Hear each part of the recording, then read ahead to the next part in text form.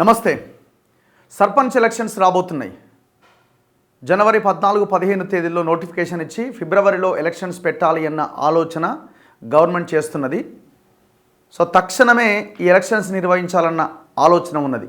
ఆలోపే కులగణన కంప్లీట్ చేసి dedicated commission ఏదైతే రిజర్వేషన్ల కోసం వేశారో ఆ కమిషన్ నివేదిక దాని ఆధారంగా 23% ఉన్న బీసీ రిజర్వేషన్లని పెంచి మరి ఎంత పెంచుతారు, ఏం చేస్తారన్నది చూడాలి. పెంచడానికి ఉన్న అవకాశాలు, వాళ్ళకున్న చిత్తశుద్ధి ఇవన్నీ ఉన్నాయి. ఈ రిజర్వేషన్ల అంశం చాలా కీలకంగా మారబోతున్నది రాబోయే ఎలక్షన్స్లో. ఇది మనం తర్వాత డిస్కస్ చేద్దాం. అయితే ఈ రిజర్వేషన్స్ ఇదంతా ప్రాసెస్ కంప్లీట్ అయిన తర్వాత ఒక నిర్ణయం తీసుకొని ఎలక్షన్స్లోకి వెళ్ళాలన్న ఆలోచన చేస్తున్నది. ఇంకొక నెల రోజుల్లో ఒక నోటిఫికేషన్ అయితే వచ్చే అవకాశాలు చాలా స్పష్టంగా కనిపిస్తున్నాయి, 1-2 నెలల లోపుగా. సో ఆ తర్వాత ఎలక్షన్స్ ఉండే అవకాశం ఉంది.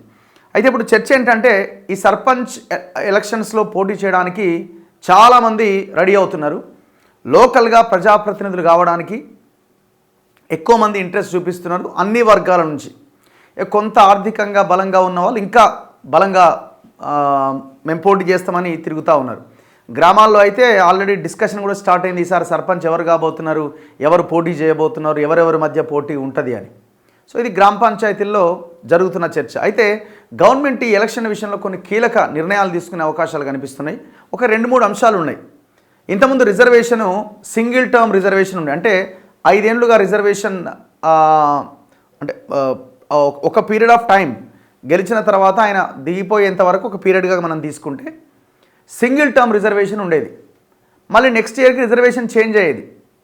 ఎస్సీ కానీ, ఎస్టీ కానీ, బీసీ కానీ, మహిళ కానీ ఈ రిజర్వేషన్లన్నీ లోకల్ బాడీస్లో ఎవ్రీ 5 ఇయర్స్కి ఒకసారి చేంజ్ అవుతూ ఉండేవి. కేసీఆర్ వచ్చిన తర్వాత పంచాయతీరాజ్ చట్టాన్ని మార్చేసి ఆ రిజర్వేషన్ అంశాన్ని 10 ఏళ్లకు మార్చింది. అంటే 10 ఏళ్ల వరకు ఒకే రిజర్వేషన్ ఉంటుంది ఆ గ్రామంలో. సో దీన్ని రద్దు చేసి మళ్ళీ సింగిల్ టర్మ్ రిజర్వేషన్ తీసుకొచ్చే ఆలోచన రేవంత్ చేస్తున్నట్టుగా ఒకటి మనకి ప్రధానంగా కనబడుతున్నది. అండ్ 2 పిల్లలకు మించి కనుక ఉంటే పోటీ చేయడానికి అనర్హులు. సో ఇదొక నిబంధన ఉన్నది. దీన్ని కూడా రద్దు చేసే ఎత్తేసే ఆలోచన ప్రభుత్వం చేస్తున్నట్టు కనబడుతున్నది. అండ్ దాంతోపాటు చెక్ పవర్, ఈ ఉప సర్పంచ్ల దగ్గర ఉన్నటువంటి చెక్ పవర్ను తీసేసి సర్పంచ్కి అండ్ పంచాయత్ సెక్రటరీకి ఇద్దరికి జాయింట్ చెక్ పవర్ ఇచ్చే అవకాశాలని ప్రభుత్వం పరిశీలిస్తున్నది. సో ఈ 3 అంశాల మీద రేవంత్ ఫోకస్ చేస్తున్నట్టు కనిపిస్తూ ఉన్నది. సర్పంచ్ కార్యదర్శికి మళ్ళీ జాయింట్ చెక్ పవర్, ఉప సర్పంచ్కు చెక్ పవర్ తొలగించే యోచనలో సర్కార్. గ్రామ పంచాయతీల ఎన్నికలకు క్షేత్రస్థాయిలో ముమ్మర ఏర్పాట్లు చేస్తున్న రాష్ట్ర సర్కార్ పలు కీలక నిర్ణయాలు తీసుకోబోతున్నట్టు చర్చ జరుగుతున్నది. ఉప సర్పంచ్కు చెక్ పవర్, వరుసగా 2 టర్ముల రిజర్వేషన్, అభ్యర్థులకు 2 పిల్లలకు మించి ఉండరాదు అనే నిబంధన విషయంలో పలు సవరణలు చేయబోతున్నట్టుగా తెలుస్తోంది.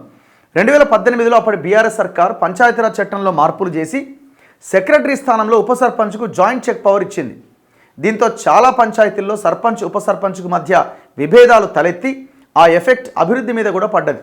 ఆ గొడవలు చినికి గాలివానలాగా మారి వందలాది గ్రామాల్లో సర్పంచులు ఉప సర్పంచులు ఒకరిపైన ఒకరు కేసులు పెట్టుకునే వరకు వెళ్ళింది. ఈ నేపథ్యంలో కాంగ్రెస్ సర్కార్ సర్పంచ్ ఉప సర్పంచ్ చెక్ పవర్ విషయంలో కీలక నిర్ణయం తీసుకోబోతున్నట్టుగా తెలిసింది. మళ్ళీ సర్పంచ్ కార్యదర్శికి జాయింట్ చెక్ పవర్ కల్పించే అవకాశం ఉందని అధికారులు చెబుతున్నారు. అంతకుముందు అట్లనే ఉండే, మార్చిండు, దాన్ని మళ్ళీ మార్చబోతుందట ఈ గవర్నమెంట్. అయితే సర్పంచ్ ఉప సర్పంచ్లకు చెక్ పవర్ కంటిన్యూ చేయాలని కొందరు, గతంలో మాదిరిగా సర్పంచ్ సెక్రటరీకే జాయింట్ చెక్ పవర్ ఉండాలని మరికొందరు ఇలా భిన్నాభిప్రాయాలు వ్యక్తం చేస్తున్నారు. ఈ నేపథ్యంలో ప్రభుత్వం తీసుకున్న నిర్ణయం పైన గ్రామాల్లో సర్వత్రా ఆసక్తి నెలకొంది. దాంతోపాటు మళ్ళీ సింగిల్ టర్మ్ రిజర్వేషన్, ప్రస్తుతం పంచాయతీల్లో 2 టర్మ్ల రిజర్వేషన్ విధానం కొనసాగుతున్నది. గతంలో సింగిల్ టర్మ్ రిజర్వేషన్ ఉండేది. రొటేషన్ పద్ధతిలో రిజర్వేషన్లు కొనసాగుతూ వచ్చినాయి. కానీ బీఆర్ఎస్ ప్రభుత్వం 2018లో పంచాయతీరాజ్ చట్టాన్ని సవరించి 2 టర్మ్ల రిజర్వేషన్ విధానాన్ని అమల్లోకి తీసుకొచ్చింది. దీంతో 10 ఏళ్ల వరకు పంచాయతీల్లో అదే రిజర్వేషన్ కొనసాగుతుంది. ఒకవేళ బీసీ మహిళ అని వచ్చిందనుకోండి మీ గ్రామంలో రిజర్వేషను, ఇంతకుముందేమో 5 ఏళ్ళకి మళ్ళీ మారేది. కానీ అట్లా లేదు. కేసీఆర్ ఏం చేసినాడు, 10 ఏళ్ళ దాకా ఒకరినే పెట్టిండు. 10 ఏళ్ళ దాకా అదే రిజర్వేషన్ని కంటిన్యూ చేసిండు.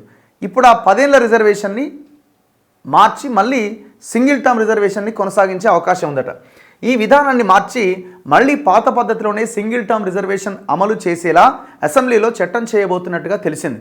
అంతేకాకుండా ప్రస్తుతం ఉన్న పంచాయతీరాజ్ చట్టంలో సర్పంచులపైన వేటు వేసే అధికారం కలెక్టర్లకు కల్పించింది. దీనిపైన క్షేత్రస్థాయిలో అనేక విమర్శలు వచ్చినాయి.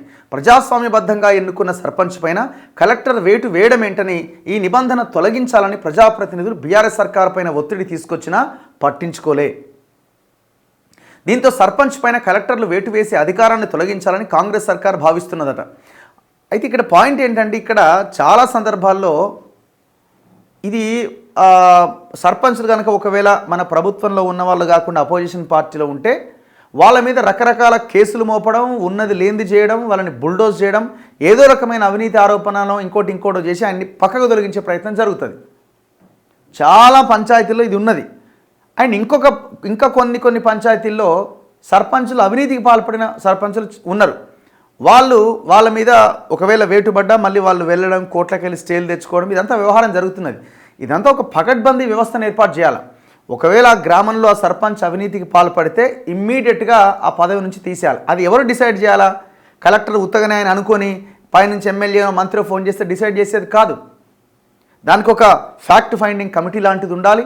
అందులో అపోజిషన్ పార్టీ ఉండాలి, అధికార పక్షంలో వాళ్ళు ఉండాలి, అధికారులు ఉండాలి, అంతా గ్రామంలో ఉన్న వాళ్ళు కూడా ఉండాలి. అన్నింటినీ డిస్కస్ చేసి డిసైడ్ చేసిన తర్వాత అప్పుడు ఆయన మీద చర్యలు తీసుకోవాలి. సో ఈ దిశగా ఆలోచిస్తే బాగుంటుంది. ఏమైపోయిందంటే ఇది రాజకీయ కక్ష సాధింపు చర్యల కింద మారిపోయింది. ఈ పరిస్థితిని మార్చాలి. ఎందుకంటే ఏమవుతుంది దానివల్ల? ఆ సర్పంచ్ మీద 6 నెలలో 7 నెలలో వేటేయడమో ఇంకోటి చేయడమో, దానివల్ల ఏమవుతుంది? అక్కడ గ్రామంలో నాయకుడు లేకుండా పోతున్నాడు. ఆ గ్రామంలో ప్రజలు ఎవరికి ఏం చెప్పుకోవాలో కూడా అర్థం కావట్లేదు. అవినీతిని ఎట్టి పరిస్థితుల్లో సహించకుండా, రాజకీయ కక్ష సాధింపు లాంటి వేటులు లేకుండా గ్రామాల్లో ఒక పారదర్శకమైన పాలన జరగడానికి కావలసిన అన్ని అవకాశాలని ప్రభుత్వాలు పరిశీలించాలి. దీంతో సర్పంచ్లపైన కలెక్టర్లు వేటు వేసే అధికారాన్ని తొలగించాలని కాంగ్రెస్ సర్కార్ భావిస్తున్నది. మరి ఎట్లా ఏం చేయబోతున్నారు? అలాగే సమగ్ర కుటుంబ రాజకీయ ఆర్థిక సర్వే పూర్తయిన వెంటనే బీసీ జనాభా లెక్కించి రిజర్వేషన్లు ఖరారు చేయబోతున్నారు. అదే సమయంలో పంచాయతీరాజ్ చట్టంలో సవరణ చేసేలా ప్రణాళిక రూపొందించినట్టుగా తెలిసింది. ఈ క్రమంలో ఈ నెలలో జరగబోతున్న అసెంబ్లీ సమావేశాల్లోనే పంచాయతీరాజ్ చట్టాన్ని సవరించే అవకాశం ఉన్నట్టు సమాచారం. ఇప్పుడు డిసెంబర్లో ఎలక్షన్స్ అసెంబ్లీ స్టార్ట్ కాబోతున్నది. సో ఈ సమావేశాల్లో కొన్ని కీలకమైన బిల్లులు రాబోతున్నాయి. ధరణి భూమాతగా అదొక బిల్లు రాబోతున్నది. అండ్ హైడ్రాకి సంబంధించిన ఆర్డినెన్స్ తీసుకొచ్చారు, అది చట్టం సంబంధించిన బిల్లు ఒకటి రాబోతున్నది. రైతు బంధు అన్ని జిల్లాలు తిరిగిర్రు. సో ఆ నివేదికని అసెంబ్లీలో పెట్టి దాని మీద డిస్కస్ చేసి గైడ్లైన్స్ రూపొందించే ప్రక్రియ ఒకటి ఉన్నది. సో దాంతోపాటు ఈ సర్పంచ్లకు సంబంధించి కూడా అండ్ సర్పంచ్ల విషయంలో ఇంకొక కీలకమైన ప్రజల నుంచి వస్తున్న డిమాండ్ ఏంటంటే 2 పిల్లలు ఉన్న నిబంధన ఎత్తేయాలని. 2 పిల్లల నిబంధన ఎత్తివేసే ఛాన్స్. 2 కన్నా ఎక్కువ మంది పిల్లలు ఉంటే స్థానిక సంస్థల ఎన్నికల్లో పోటీ చేసేందుకు అనర్హులని పంచాయతీరాజ్ చట్టం 2018లోని సెక్షన్ 213 చెబుతోంది. కానీ మున్సిపాలిటీ చట్టం ప్రకారం కౌన్సిలర్, చైర్మన్, కార్పొరేటర్, మేయర్ స్థానాలకు పోటీ చేసే అభ్యర్థులకు ఎంతమంది పిల్లలున్నా పోటీ చేసే అవకాశం ఉన్నది.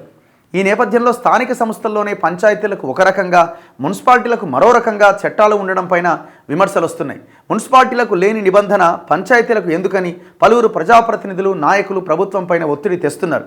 దీంతో ఎంతమంది పిల్లలున్నా స్థానిక సంస్థల ఎన్నికల్లో పోటీ చేసే అవకాశం కల్పించాలని, 2 పిల్లల నిబంధన ఎత్తేయాలనే డిమాండ్ను తెరపైకి తీసుకొచ్చారు. దీంతో రేవంత్ రెడ్డి సర్కార్ 2 పిల్లల నిబంధన ఎత్తేయాలని ఇప్పటికే నిర్ణయానికి వచ్చినట్టుగా తెలుస్తున్నది. తప్పేం లేదు, తీసేయాల్సిందే. ఎందుకంటే ఇప్పుడు 2 ముగ్గురు పిల్లలు ఉన్నోళ్ళు పోటీ చేయొద్దంటే ఎట్లా అవుతుంది? సో ఇది కూడా తీసేసే అవకాశం ఉందట. మరి ఏం చేస్తారు ఏంటన్నది చూడాలి. మొత్తానికైతే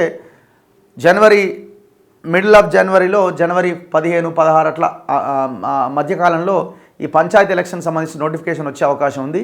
ఈ నిబంధనలు ఏవి ఎట్లున్నా ఈ రిజర్వేషన్ అంశం అన్నది తేలాలి. బీసీలకు కనుక రిజర్వేషన్లు పెంచకపోతే ఈ గవర్నమెంట్కి పెద్ద ఇబ్బందిగా మారే అవకాశం కూడా కనబడుతున్నది. సో వాళ్ళైతే ఒక ప్రయత్నం చేస్తున్నారు. చూద్దాం అవుట్కమ్ ఏంటి, రిజల్ట్ ఏంటి, ఎట్లుంటుంది అన్నది. చూస్తూనే ఉండండి మన తొలి వెలుగు.